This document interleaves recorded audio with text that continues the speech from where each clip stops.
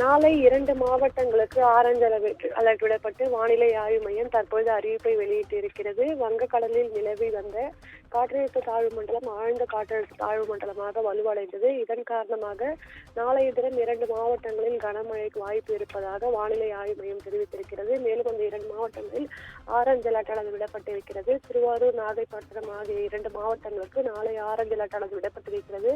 மேலும் மயிலாடுதுறை, காரைக்கால், தஞ்சாவூர், புதுக்கோட்டை, ராமநாதபுரம் ஆகிய மாவட்டங்களுக்கு கனமழைக்கு வாய்ப்பு இருப்பதாக சென்னை வானிலை ஆய்வு மையம் தெரிவித்திருக்கிறது.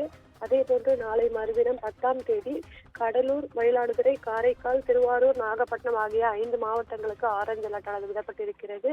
அதே போன்று 7 மாவட்டங்களுக்கு கனமழைக்கு வாய்ப்பு இருப்பதாகவும் தெரிவிக்கப்பட்டிருக்கிறது.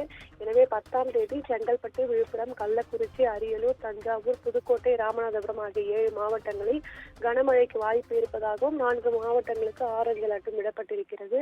தொடர்ந்து 11ஆம் தேதியும் ஆரஞ்சு அலர்ட் விடப்பட்டிருக்கிறது. குறிப்பாக விழுப்புரம், புதுச்சேரி, கடலூர், மயிலாடுதுறை, காரைக்கால் ஆகிய 5 மாவட்டங்களில் 11ஆம் தேதி அதிக கனமழைக்கு வாய்ப்பு இருப்பதாக ஆரஞ்சு அலர்ட் விடப்பட்டிருக்கிறது.